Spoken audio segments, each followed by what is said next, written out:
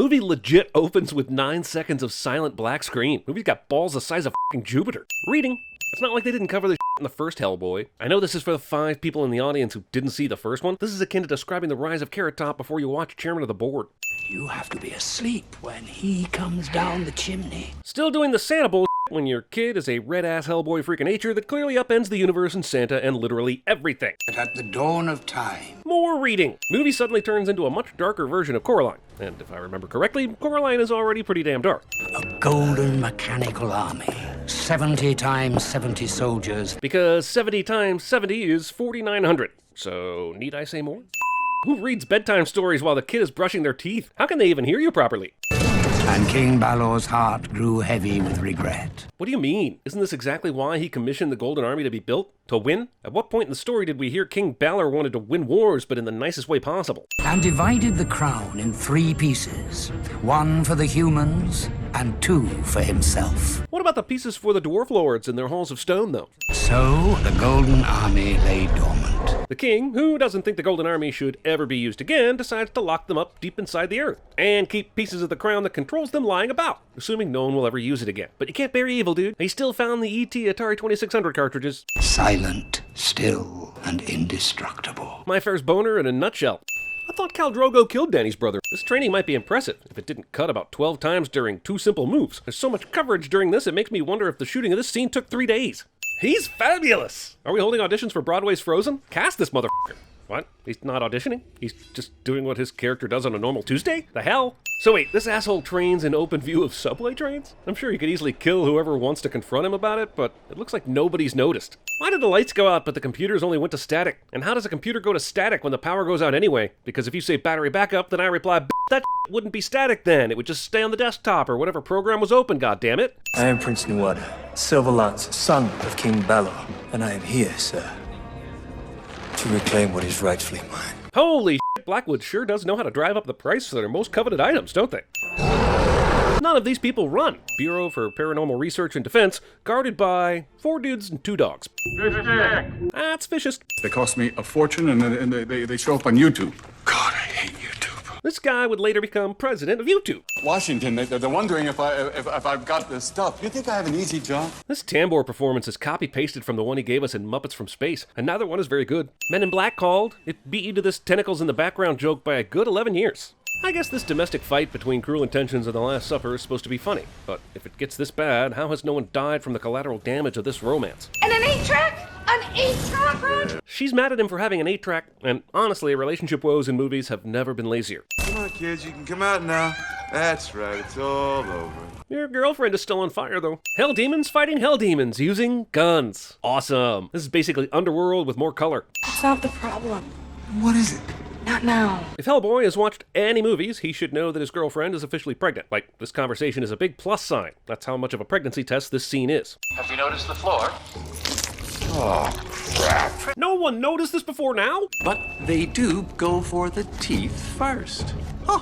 Hence the name Tooth Fairies. Well, as long as they're not the exact same creatures from Don't Be Afraid of the Dark, we'll have a swell original old time. Also, why are these Tooth Fairies still here? Why were they hiding? Why aren't they all over Manhattan eating Derek Jeter right now? Liz, you're pregnant. Jeez, Abe. Your extrasensory perception needs to sign a HIPAA form. Not once have we seen these Tooth Fairies go for the teeth first, despite Abe's research. I mean, look at this guy. There isn't even one of them near his face. These tiny things are vicious and cause real damage, even one at a time. But somehow this group is still not dead. But my real issue is the fact that Liz can literally turn into fire, but she still thinks the best self-defense course in this situation is firing single bullets from a gun. This is like Watson firing a gun at the bees in Holmes and Watson. And even though no one saw that awful movie, it's actually a perfect f***ing analogy. I'm also wondering why the Tooth Fairies easily subdued the one agent and picked his bones clean, while this other dude can calmly shoot at them with no problem. Even Liz and Abe don't get swarmed. Then the guy runs out of bullets, and now the Tooth Fairies swarm him, as if their sheer numbers couldn't do that before his clip was empty. This entire opening action scene is allowed to exist solely because she waited this f***ing long to do her finishing move.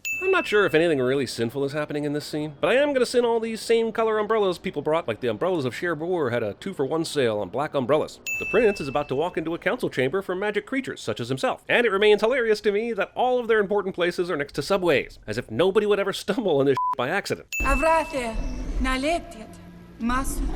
For you, Sister. Oh good! Brothers and sisters who call each other by their direct relationship. I bet at the family reunion they're like, brother, please call fourth cousin twice removed to dinner. It'll make youngest uncle on our father's side ever so happy, and I can continue my conversation with my step-boyfriend. Congress is apparently going to pass a bill to add Blade 2 to be submitted to the National Film Archive. And while I think Del Toro is being cheeky with a movie he directed, my main assumption is that Congress is passing the bill because Mitch McConnell is related to most of the characters in that movie.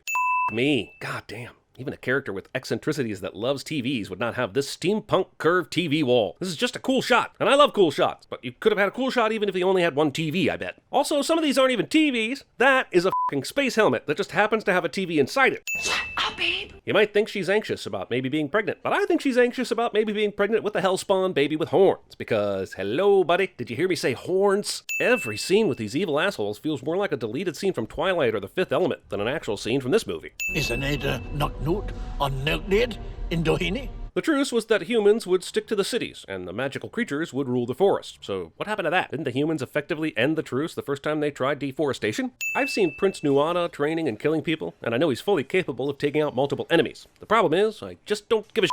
My nose bleedeth, and my sister's nose doth also bleedeth. Surely that does mean a thing. Just like the Blade movies, the Resident Evil movies, the Underworld movies, and even the last couple Species movies, this film gets bogged down too much in expositional villain-splaining backstory, and it's boring. I think the Antler King really underspent on the throne room guard budget, or overspent on the Antler budget, or both. Also, the Antler King was A, the name of my middle school bow hunting club, B, the original name of the Counting Crows hit song Rain King, C, a spicy Albanian cola drink, or D, the name of Barry Bond's medical advisor. Now for the final piece, my sister. Where is she, Wink? You had one job, Wink. One job. I don't like Germans. No fingerprints. Here he comes. Germans make me nervous. That's definitely sexist.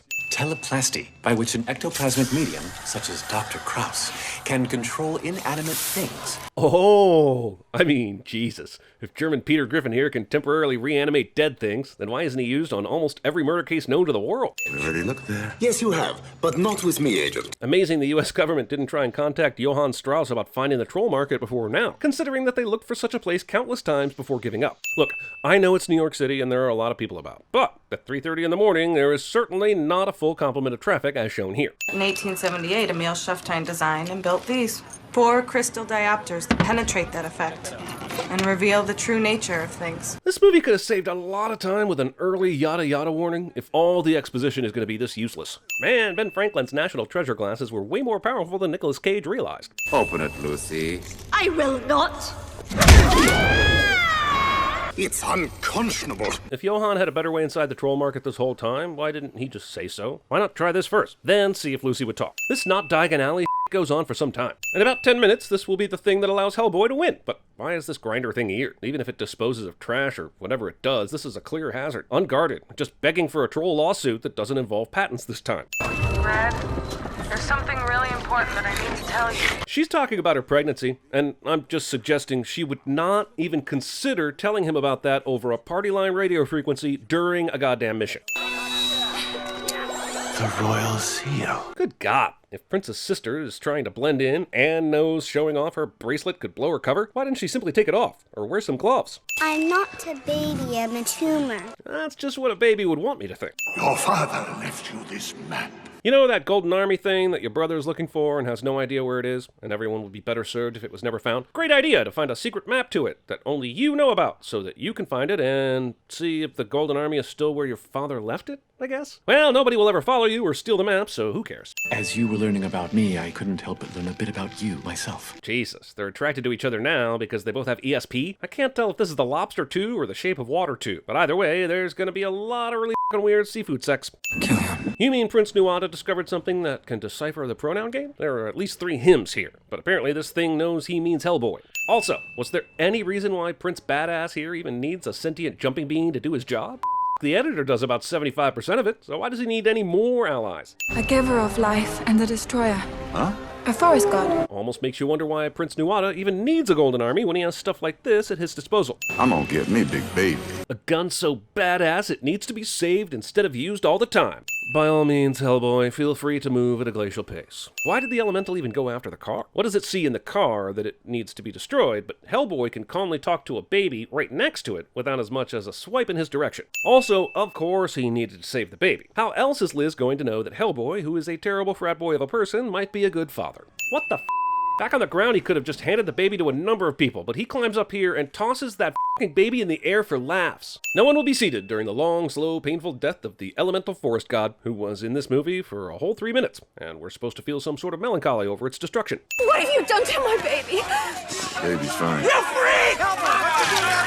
Did these spectators really not see any of the shit he just did? I don't even know how you can misinterpret what just happened, but the movie's got to prove its point about how characters like Hellboy could never be accepted in human society. So it goes with the nobody saw anything as it happened angle, no matter how nonsensical that is. I mean, they're afraid of me. What do we do with that? I don't know, but it was covered ad nauseum in roughly 1,316 X-Men movies. Red, why are you with me? If my college relationships have taught me anything, and they did, it's that girls who ask this are really trying to figure out why they are with you. Just FYI. Heavy-handed Bride of Frankenstein metaphor is heavy-handed. Our location is a highly classified secret. Yes, but I know of it now, which means that he does too. Might have been nice to know before you let them whisk you to this location. And now I'm doubly concerned about why you took that Golden Army map out of a secret location if your brother can just find you wherever you go. It's your eyes. I can see your eyes. Yes.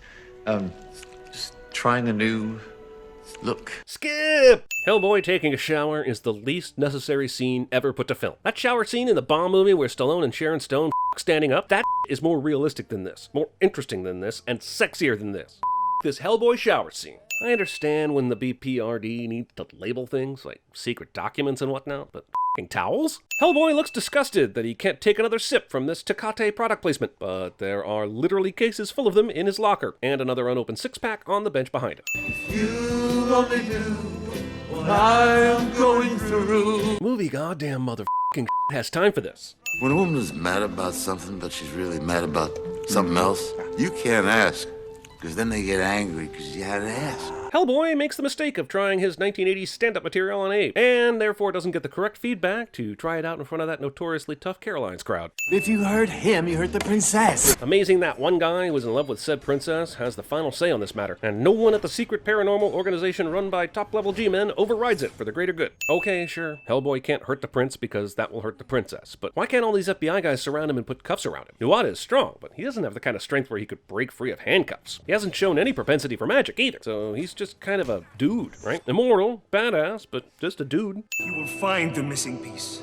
and bring it to me. Why not just stay there and read your sister's mind until you get the answer? It's obvious nobody's going to try and hurt you because everyone wants to protect your sister, so why even leave? It takes a steady hand! The Golden Army must not awaken. You're just gonna let him die? Is that it? Movies, the needs of the many outweigh the needs of the few plotline, or in this case, the needs of the many outweigh the needs of some chick's boyfriend, accidentally inspires the Avengers Infinity War. And if ever you were human, that time is long gone. I like all these actors, but this feels like a bad high school play. You find anything? No. If Abe wants to keep this hidden, why is he palming it in front of everyone, instead of it just being in his pocket or a safe somewhere? Do we really need to know Abe has it? We knew that from the previous scene. The prince lacks the crown piece, and without it, his army poses no threat. So we have clearance then. Wait, aren't you going to explain why having that kind of leverage over the prince will both save Hellboy and make sure he doesn't get the crown piece? I know Liz was sold on this explanation immediately, but if I were going on this mission, I'd have some questions. You can't take it out. Not without killing him. Maybe I know someone who can. Of course you do. This movie keeps backing itself into corners, but always finds a specialist who can ex machina the out of a situation. Are we to believe that in the entire time this stone giant thing has been here, in Ireland, not one archaeologist has wanted to dig around this site and accidentally stumbled on the Goblin City holding the Golden Army? I made a quick joke earlier with the glasses, but this movie really is the superhero version of National Treasure. Oh, let's take the Pale Man from Pan's Labyrinth, stick a giant seashell on its forehead, and instead of eyes on its hands, the eyes are on its wings. You see, it's completely different and not reminiscent of Pan's Labyrinth at all. It is his destiny to bring about the destruction of the earth. So, save Hellboy and it will mean the end of the world. Or don't save Hellboy and stop the prince from getting his golden army. It doesn't take much to figure out which one she picks. Let it be said that the power of Lady Boners will end the entire world. Now, give him a reason to live. You're gonna be a father. No, Liz, he said give him a reason to live. Shiny. You bit it, though. You obviously bit it for a reason. So why is your next comment about how it looks instead of how it tastes? You have to get up. I was gonna do one of those skip sins, but instead of... Then bomb went the hammers. Whoosh went the furnaces. Whip crack went its whoopee tail. The Golden Army must not awaken. Well, at this point I fucking hope they don't. This movie is subtitled The Golden Army, but we are literally 16 minutes ahead of the rolling of the credits, and all I know is someone up the subtitle of this movie. This is why Johan's reasons for defying the BPRD and going along with Liz and the others because of some sort of perceived leverage is a bunch of bullshit. It was a plot device, and now the movie doesn't even need to explain his plan because Abe changed the narrative, when we all know there was never a plan in the first place. What the hell are you doing? You would do the exact same for Liz. Well, he's been in a relationship with Liz for a long-ass time. You met the princess once. This is false equivalence at its finest. Is this the opening credits again? Or did Lionsgate change their logo and stick it 97 minutes into Universal's Hellboy 2? Not cool, Lionsgate, not cool. The Golden Army finally awakens, with 14 minutes of film left. You couldn't have called this Hellboy 2 the Smoky German, or Hellboy 2 the Troll Market, or just Hellboy 2. I mean, the tiny albino bat things were more of a challenge than the Golden Army. Oh look, these robots operate under the same color-coded evil good rules as the ones in iRobot. Oh look, these robots operate under the same survival rules as the one in the Iron Giant. I challenge Prince Nuada for the right to command this army. Thankfully for Hellboy, this is actually possible. I never read a Hellboy comic, and I'm sorry for that. But on film, this character confuses me. He spends the whole movie being selfish and using guns, then goes sacrificial at the end, but only for a sword fight, which he is awesome at, surprisingly, I guess. Yay? Hellboy somehow has enough room not to be crushed to death by this gear and its surrounding compartment. I see it right before my own eyes, but I don't believe it. Hellboy turns his back on Prince Nuada for some stupid reason that is unclear and stupid and unclear. Also, f***ing evil guys, man. They f***ing always have a backup f***ing kill dagger. It's like they know in the morning when they get up that they will be defeated in a traditional sense by the day's end, so they pack the bitch dagger for a lame last-minute victory attempt. Princess Nuala kills herself for the greater good, and now I'm beginning to think we could have been spared the last 20 minutes of this movie. What she's really saying, though, is that she'd rather die than date Abe Sapien. I never had a chance to tell you how I felt. Nuclear skip. Turns out you can easily defeat the unbeatable Golden Army by merely melting the crown, so there's that. Damn, they're gonna have a serious problem getting out of this place with all those goddamn robots in the way. What's wrong with you? You can't all just quit? Movie steals the season 3 finale of House. It'll be great for the baby. Babies. When the did she have time since learning she was pregnant to find out that it was twins?